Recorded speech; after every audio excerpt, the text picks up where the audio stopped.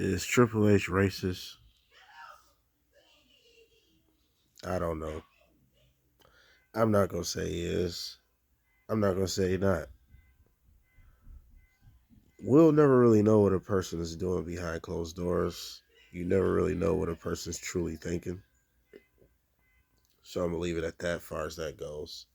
And of course, we're gonna bring up situations that we've seen on our own eyes. You can go look up the Nation of Domination incident, the Booker T incident. And a lot of people say right now, and thus far, since he's taken over the regime, his booking of melanated men. So all I can say from my perspective, what I think's been going on, and it's one of those situations I think is unfortunate. I think it's a misunderstanding from all parties. I don't think there's a middleman to make the situation better. And what I mean by that is like there's no one that can possibly make Triple H understand melanated man a little bit more. You know what I'm saying? There's nobody there to kind of make them see a different visual. Unfortunately, everyone, whether you want to admit it or not, because you want to point the finger, he's a racist, and there's no like real proof. There's no real legit like evidence of these things. There's no audio, no video of him saying these things and saying these whatever, insensitive types of shit about certain peoples. Deep down inside, whether you like it or not, though, we're all guilty by racial tendencies by default. We all have racial tendencies by default. I'm going to explain this very fast.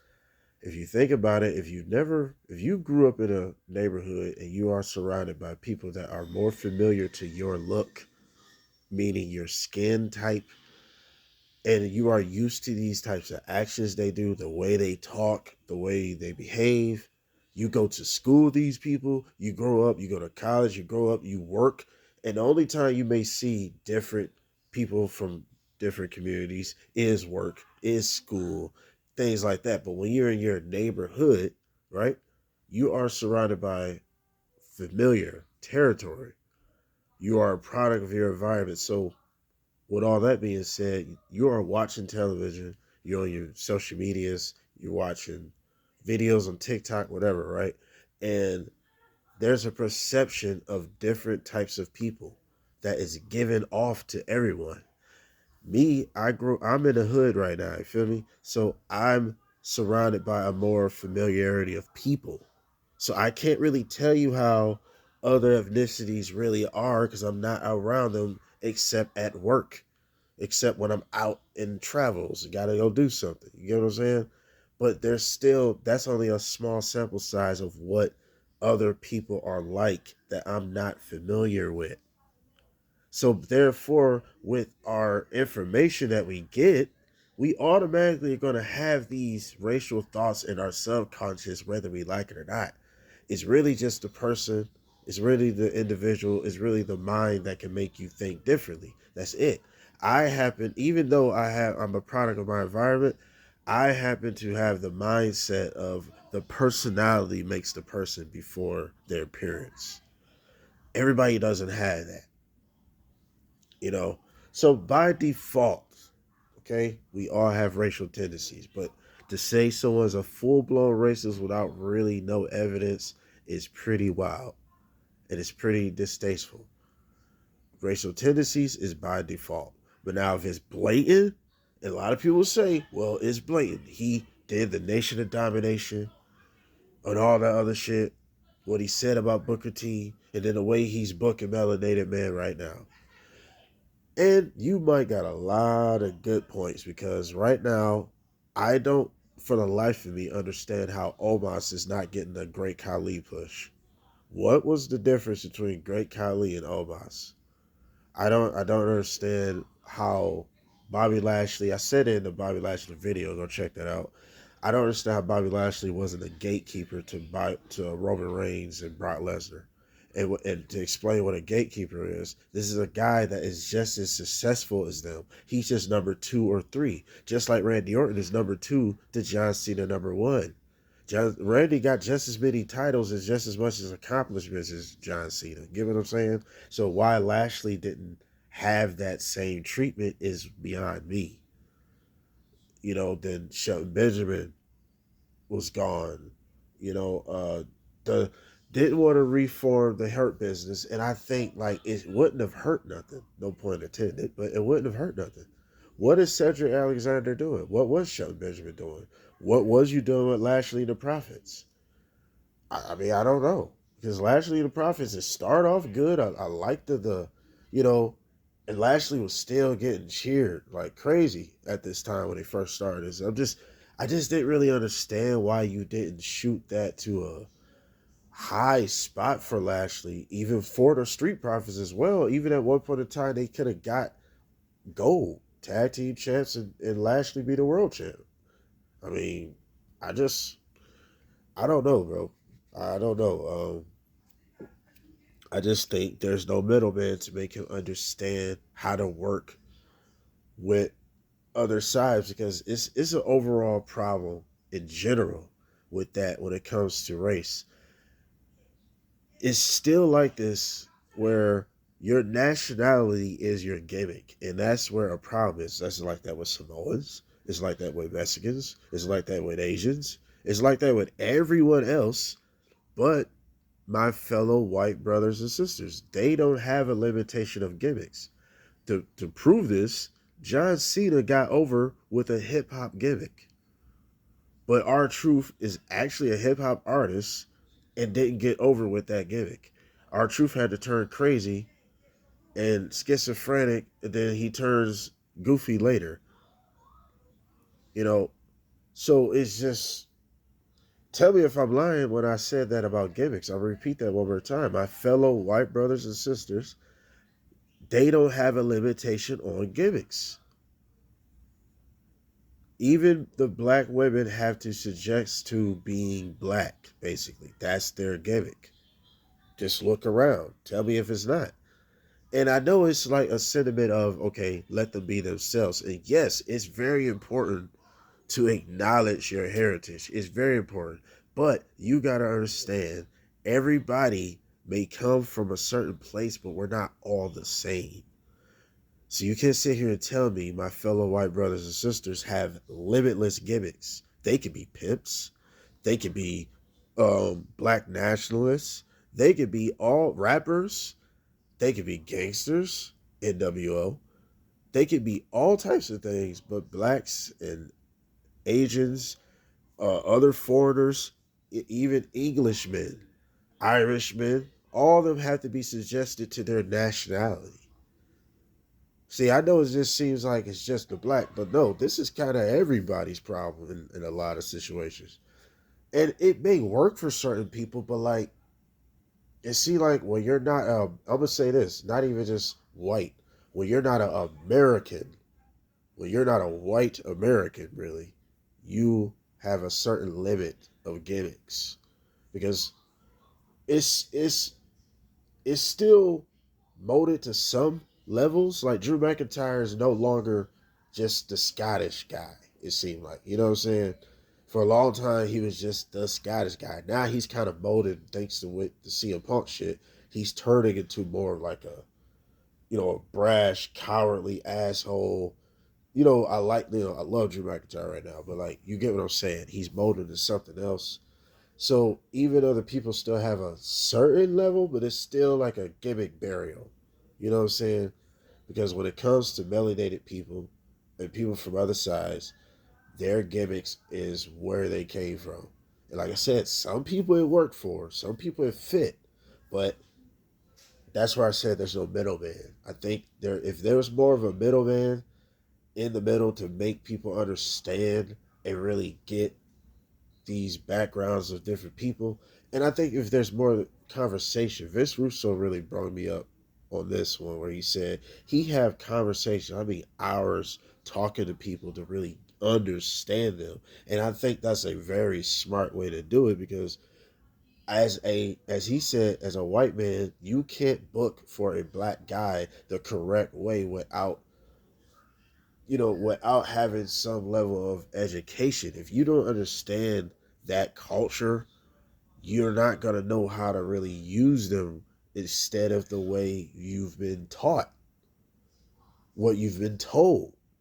Social media, TV, dictionaries, newspapers, whatever you get your information from, which is the information age we're living in.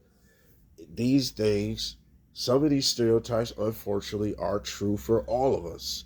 But